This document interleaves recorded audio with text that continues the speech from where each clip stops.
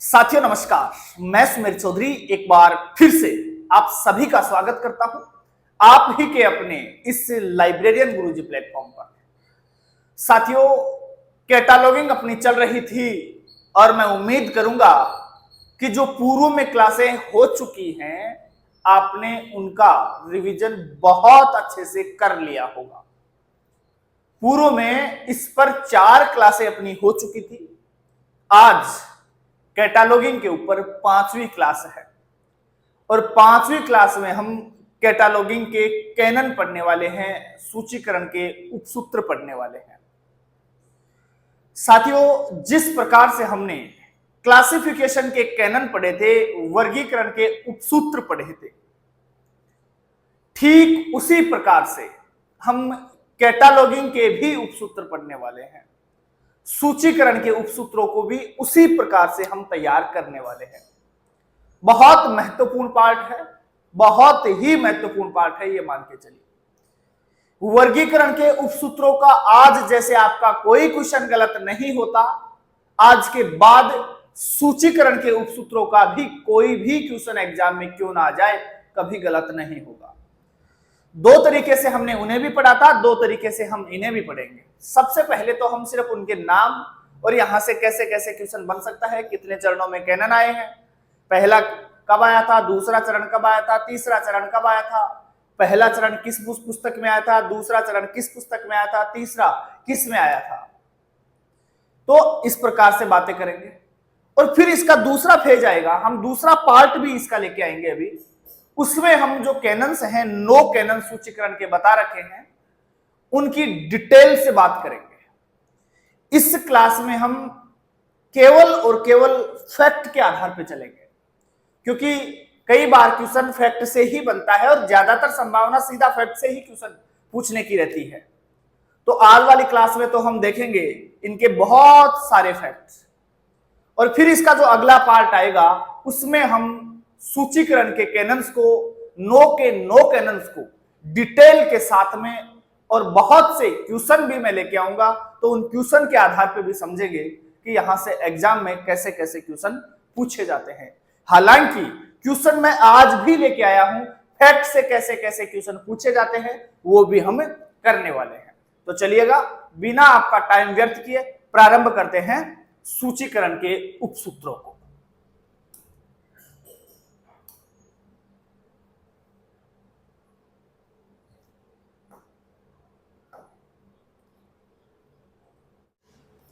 चलिएगा साथियों, देखते हैं कैनन ऑफ लाइब्रेरी कैटालॉग, सूचीकरण के जो उपसूत्र हैं उनकी बात करते हैं।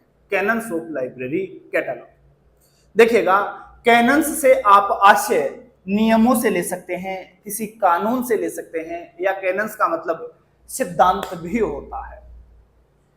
अब साथियों, जिस प्रकार से हमने वर्गीकरण के 43 कैनन याद किए थे ना, वो कहीं मिक्स नहीं होते। अब भले ही कहीं भी कोई भी आपको बेसिक लो बीच में फंसा दे, भले ही कोई सूचीकरण का कैनन फंसा दे, या कोई प्रिंसिपल बीच में फंसा दे और आपसे पूछे कि बताइए वर्गीकरण का उपसूत्र कौन सा है इनमें से, तो आपको मैंने ऐसे जुगाड़ बता रखे हैं कि उनके माध्यम से आप तुरंत वर्गीकरण के उपसूत्र को पहचान जाते हैं, वर्गीकरण के कैनन को पहचान जाते हैं।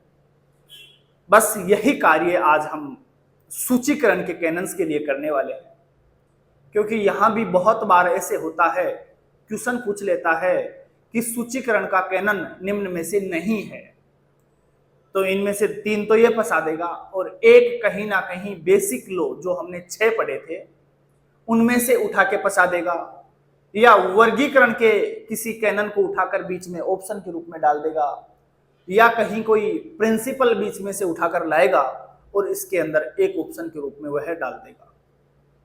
पहचानना मुश्किल हो जाता है, क्योंकि सबके आगे कैनन लिख कर दे देता है, वह समस्या हो जाती है।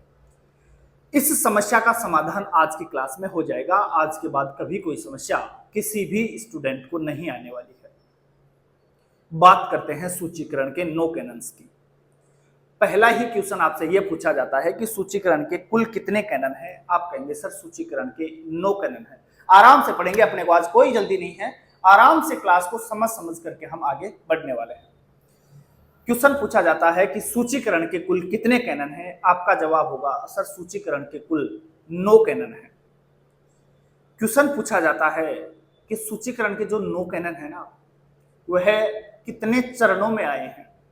9 के 9 तो एक साथ नहीं आए थे, ये 9 कैनन कुल 3 चरणों में आए थे। 3 चरणों में। बोले कब कब आए थे? आप कहेंगे पहला चरण 1938 में आया था। इसका मतलब पहली बार जो सूचीकरण के कैनन है वो 1938 में आपके सामने आए थे। पहला 38 में आया, दूसरा 55 में आया था और तीसरा 69 में आया था, 69 में।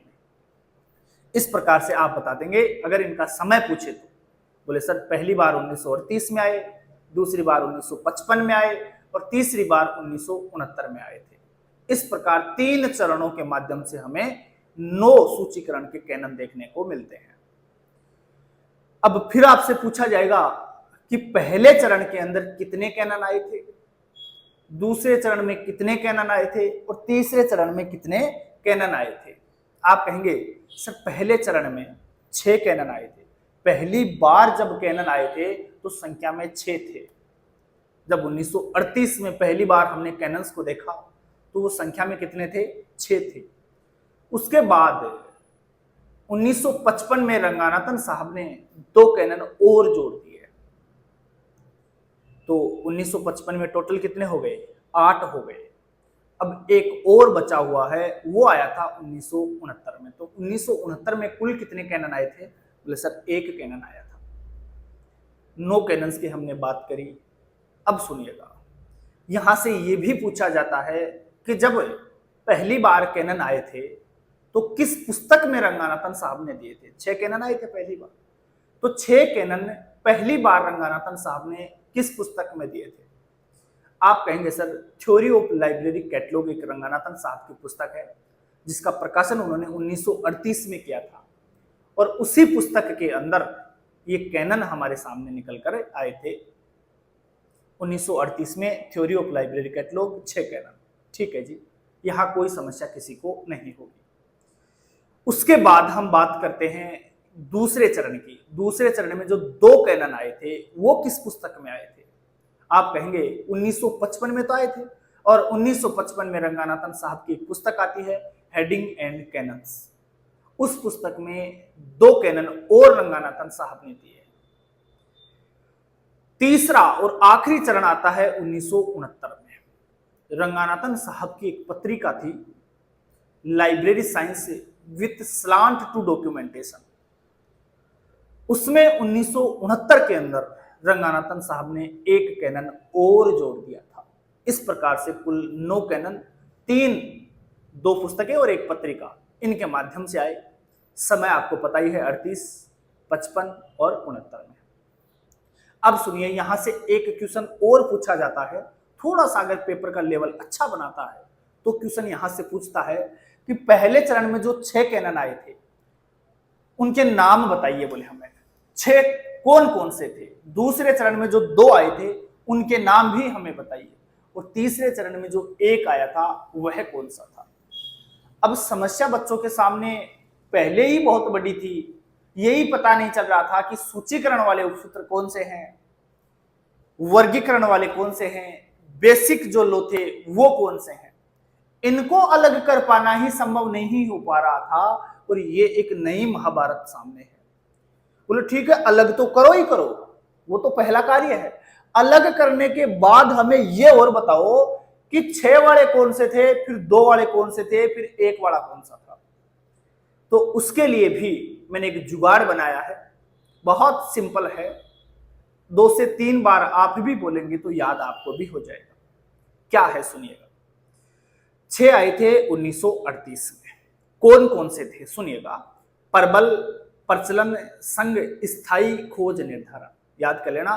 परबल, प्रचलन, 2 लड़के हैं, एक का नाम है परबल, एक का नाम है प्रचलन। परबल, प्रचलन, संघ साथ में है ना। परबल, प्रचलन, संघ, स्थायी खोज का निर्धारण बोले हम करेंगे। स्थायी खोज निर्धारण, परबल, प्रचलन, संघ, स्थायी खोज निर्धारण। सुनिएगा 6 हो गए इसमें। परबल से प्रबलता का उपसूत्र, प्रचलन से प्रचलन का उपसूत्र, संघ से संगतता का उपसूत्र, स्थायी से स्थायित्व का उपसूत्र, खोज से खोज शीर्षक का उपसूत्र और निर्धारण से निर्धारियता का उपसूत्र। इस प्रकार से आपके पहले चरण 1938 वाले 6 कैनन तैयार हो जाते हैं। ये वाले 6 कैनन पहली बार पहले चरण में आते हैं। दूसरे चरण में 2 आते हैं, तो दूसरे चरण को आप ऐसे याद रख लो, दूसरा चरण है तो उसके लिए 2 तो आपको जोड़ना ही जोड़ना पड़ेगा, ताकि पता चल जाए कि हाँ ये दूसरे वाले के लिए है। ऐसे जोड़ लीजिए, 2 व्यक्तियों का प्रसंग, 2 व्यक्तियों का प्रसंग बोले, हमें सुनाइए या हम सुन रहे हैं। 2 व्यक्ति, 2 से तो हो जाएगा आपका दूसरा चरण। व्यक्ति से व्यक्तिकरण का उपसूत्र, कैनन ऑफ इंडिविजुअलाइजेशन। 2 व्यक्तियों का प्रसंग, व्यक्ति से व्यक्तिकरण का और प्रसंग से प्रसंग का उपसूत्र। 2 व्यक्तियों का, 2 से आपका हो जाएगा दूसरा चरण, व्यक्ति से हो जाएगा व्यक्तिकरण का और प्रसंग से हो जाएगा प्रसंग का उपसूत्र। तो इसमें भी आपके 2 हो गए हैं। अब 1 बचा हुआ है, आपने 9 याद कर रखे हैं, 8 आपके सामने हो ही गए, तो जो बच गया वो कहां जाएगा? तीसरे में जाएगा। तो कौन सा बच गया? एक कैनन ऑफ रिकॉल वैल्यू, अर्थात पुनः स्मरण का उपसूत्र। पुनः स्मरण, दोबारा से फटाफट हमें याद आ जाए, भूले नहीं हम। तो पुनः स्मरण का उपसूत्र कब आता है? 1969 में तीसरे चरण के माध्यम से आता है। इस प्रकार से आपको ये सारी की सारी चीजें याद करनी है। हम धीरे धीरे करके बाद में एक एक कैनन को लेंगे और डिटेल के साथ इन्हें पढ़ते हुए चलेंगे। थोड़ी बहुत थ्योरी भी हमें इनमें देखनी पड़ेगी, क्योंकि कई बार थ्योरी से भी 3-4 क्वेश्चन फिक्स है। 3-4 क्वेश्चन ही है थ्योरी से आने वाले, और वही फिक्स है, बार बार वही आते हैं। मैं 4 क्वेश्चन भी करवा दूंगा आपको, जो 3-4 क्वेश्चन फेवरेट हैं, मोस्ट हैं, बार बार रिपीट होते हैं। अगर थ्योरी से क्वेश्चन आता है तो वही आते हैं हर बार, तो वो भी मैं करवाऊंगा। और थ्योरी भी हम सब की पढ़ेंगे, 9 के 9 कैनन्स हम पढ़ने वाले हैं। और फिर कैनन्स होने के बाद धीरे धीरे हम मुख्य पार्ट में प्रवेश कर जाएंगे। तो चलिएगा, देखिएगा, कैनन ऑफ लाइब्रेरी कैटलॉगिंग, अर्थात पुस्तकालय सूचीकरण के उपसूत्र बोल सकते हैं, या इसे आप सिद्धांत बोल सकते हैं। उपसूत्र ज्यादा बेस्ट रहेगा, कंफ्यूज नहीं होगी। सिद्धांत याद करोगे कैनन का अर्थ, तो कई बार प्रिंसिपल्स में जाके फंस जाओगे। प्रिंसिपल भी तो पढ़ने पड़ते हैं, वहां फंस जाओगे। देखिएगा, कैनन इस शब्द का प्रयोग मूल रूप से नियमों के लिए, किसी कानून के लिए या फिर सिद्धांतों आदि के लिए किया जाता है। चलिएगा, 3 चरण कौन कौन से थे? पहला चरण, दूसरा चरण, तीसरा चरण। पहला चरण जो है बोले सर 1938 में आता है, दूसरा चरण 1955 में आता है और तीसरा चरण 1969 में आता है, 69 में आता है। तीनों चरणों का वर्ष आपको याद होना चाहिए। पहला चरण जो 1938 में आता है, उसमें कुल 6 कैनन आपके सामने आते हैं। दूसरा चरण जो 1955 में आता है, उसमें 2 कैनन आपके सामने आते हैं। और तीसरा चरण जो 1969 में आता है, उसमें 1 कैनन आपके सामने आता है। इस प्रकार कुल 3 चरणों के माध्यम से, प्रथम, द्वितीय और तृतीय 3 चरणों के माध्यम से आपको 9 कैनन सूचीकरण के देखने को मिलते हैं। 9 कैनन आपके सामने आगे 3 चरणों के माध्यम से आ चुके हैं। चलिएगा, थोड़ा सा और आगे बढ़ते हैं और देखते हैं पहला चरण, पहला प्रथम सूत्रीकरण पहली बार कब आए थे, पहला चरण हम देखते हैं। और पहला चरण की अगर आपको ईयर पूछे तो आप कहेंगे सर 1938 थी। बहुत बार पूछा जाता है पहली बार कैनन ऑफ कैटलॉगिंग किस पुस्तक में प्रस्तुत होते हैं, किस पुस्तक के माध्यम से आपके सामने आते हैं, किस पुस्तक में दिए जाते हैं। आप कहेंगे थ्योरी ऑफ लाइब्रेरी कैटलॉग में दिए जाते हैं। बोले sir theory of library catalogue के लेखक कौन थे? बोले SR रंगानाथन साहब थे। इसका प्रकाशन किसके द्वारा करवाया जाता है? बोले सर माला के द्वारा किया जाता है। माला का मतलब मद्रास लाइब्रेरी एसोसिएशन, मद्रास पुस्तकालय संघ के माध्यम से इसका प्रकाशन करवाया जाता है। चलिएगा, जो 6 कैनन आए हैं वो कौन कौन से हैं, जरा उनके नाम देख लीजिएगा। पहला कैनन है कैनन ऑफ कंसिस्टेंसी। कंसिस्टेंसी का मतलब होता है संगतता का उपसूत्र। कैनन ऑफ कंसिस्टेंसी का मतलब होता है संगतता का उपसूत्र। दूसरा कैनन आता है कैनन ऑफ रिलेवेंस। रिलेवेंस का मतलब होता है प्रासंगिकता का उपसूत्र। अब जो रिलेवेंस आया था 1938 में, एक कैनन रिलेवेंस के नाम से जो आया था, उसका नाम बदल दिया जाता है और उसका नाम 1955 में बदल दिया जाता है और बदल कर रख दिया जाता है canon of south heading. Canon of south heading का मतलब होता है वांछित या खोज शीर्षक।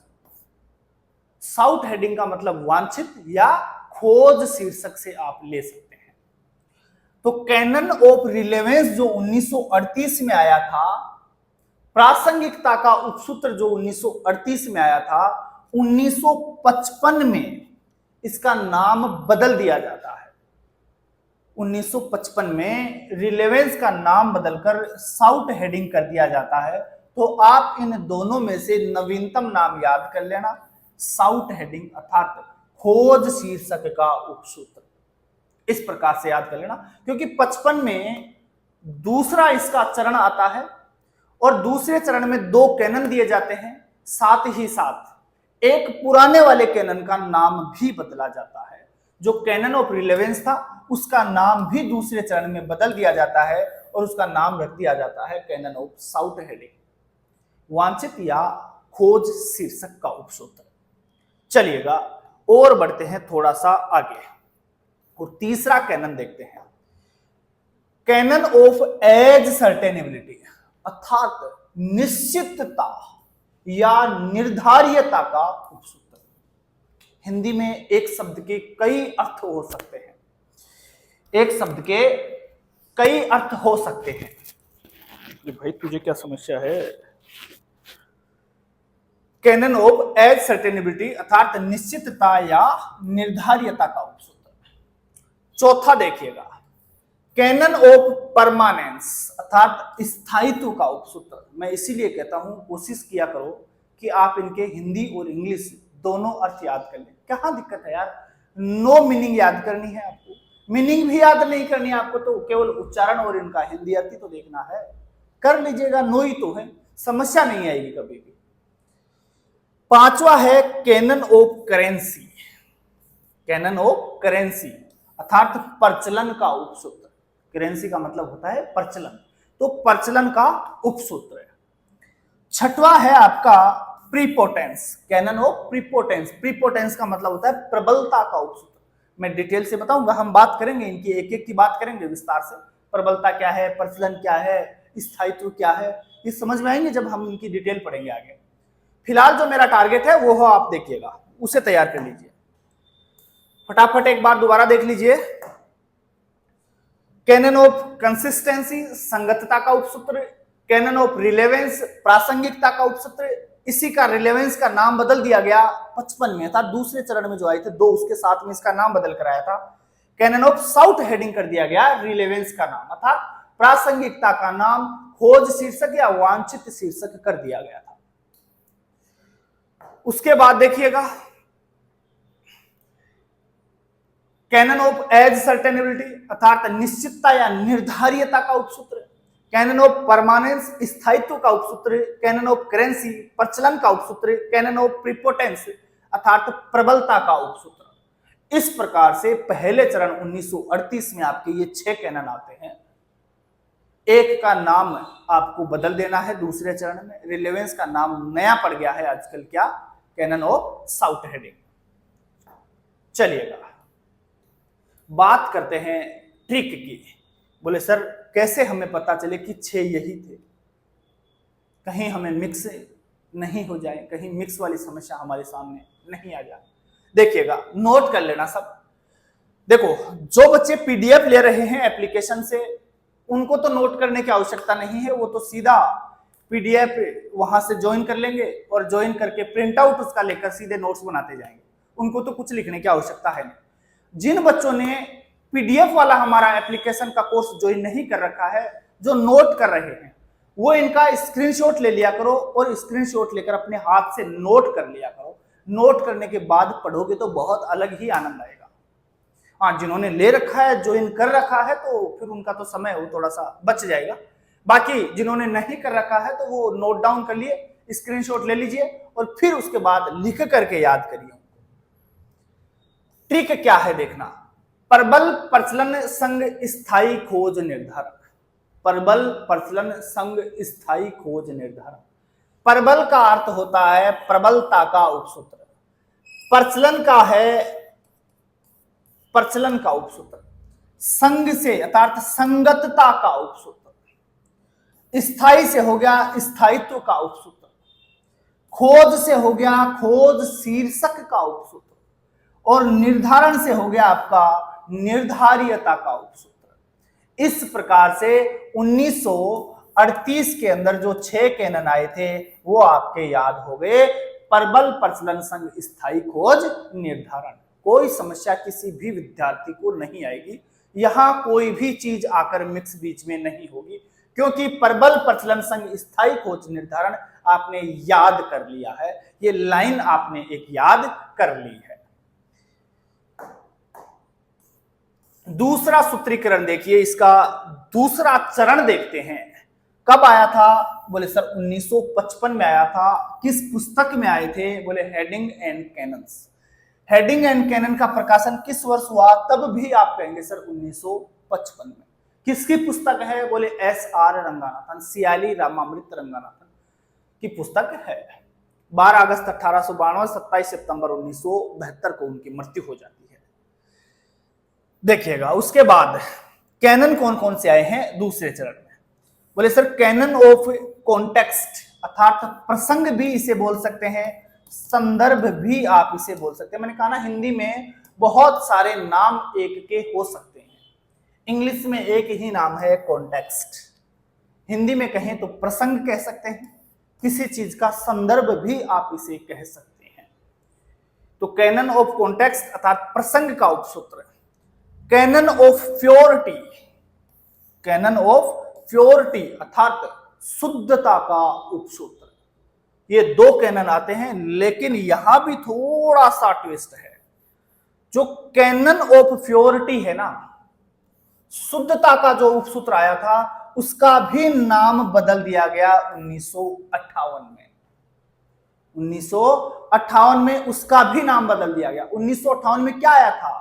1958 में ट्रिपल सी का चौथा एडिशन जो आया था उसमें इसका भी नाम बदल दिया जाता है। कैनन ऑफ प्योरिटी शुद्धता का नाम बदलकर कर दिया गया कैनन ऑफ इंडिविजुअलाइजेशन अर्थात व्यक्तिकरण। तो नया नाम हो गया है व्यक्तिकरण। प्रबल प्रचलन संग स्थायी खोज निर्धारण। दूसरा तरीका बताया था 2 वाले का, 2 व्यक्तियों का प्रसंग, तो व्यक्ति से हो गया व्यक्तिकरण, बताया था मैंने भी। ये नया नाम के आधार पर मैंने आपका जुगाड़ बनाया है। तो देखिएगा 1958 में कैनन ऑफ प्योरिटी का नाम बदलकर कैनन ऑफ इंडिविजुअलाइजेशन कर दिया जाता है। तो नया नाम ये याद रखना है, पूछ लिया जाता है कई बार कैनन ऑफ प्योरिटी का नया नाम है इंडिविजुअलाइजेशन, या पूछ लेता है कैनन ऑफ इंडिविजुअलाइजेशन का पूर्व नाम क्या था, आप कहेंगे कैनन ऑफ प्योरिटी अर्थात शुद्धता का उपसूत्र। कब बदला जाता है? बोले 1958। किसमें बदला जाता है? बोले सर ट्रिपल सी के चौथे संस्करण में। ट्रिपल सी के 5 संस्करण मैंने बताए हैं आपको, 34 में, आखिरी 64 में, 45, 51 और 58। 1934 में पहला, 1964 में आखिरी, बीच में बच गए 3, तो ये 45 में, 51 में और 58 में। तो 58 वाला ये जो एडिशन आया था ना, इसमें इसका नाम बदलकर क्या कर दिया गया? कैनन ऑफ इंडिविजुअलाइजेशन व्यक्तिकरण कर दिया जाता है। चलिए साहब ट्रिक इसका भी देख लीजिए। 2 से तो हो गया आपका दूसरा चरण, दूसरा फेज, और 2 के बाद व्यक्तियों के प्रसंग की बात कर रहा है। व्यक्तियों से हो गया व्यक्तिकरण, प्रसंग से हो गया आपका प्रसंग का उपसूत्र, या फिर इसे संदर्भ के रूप में भी आप याद कर सकते हैं। चलिएगा बात करते हैं तीसरा जो चरण आता है उसकी बात करते हैं। तीसरा चरण कब आता है? बोले सर 1969 में आता है। तीसरा चरण में कितने कैनन दिए गए? बोले सर एक कैनन दिया गया। कौन सा कैनन था? एक कैनन ऑफ रिकॉल वैल्यू अर्थात पुनः स्मरण का उपसूत्र किसमें दिया जाता है? बोले sir library science with slant to documentation एक पत्रिका थी, इसके अंदर सूचीकरण का 9वां उपसूत्र कैनन ऑफ रिकॉल वैल्यू पुनः स्मरण का उपसूत्र दिया जाता है। कब आती है भाई ये? 1969 में। तीसरा चरण के लिए आप 1969, दूसरे चरण के लिए आप 1955, पहले चरण के लिए आप 1938। ये सब आपको याद रखना पड़ेगा। बहुत सामान्य सामान्य बातें हैं, यहां किसी को कोई समस्या नहीं होनी चाहिए। अब हम बात करते हैं कि जो भी हमने पढ़ा है इस क्लास में वहां से क्वेश्चन कैसे कैसे आते हैं, उन सभी क्वेश्चन की हम चर्चा करते हैं। चलिएगा,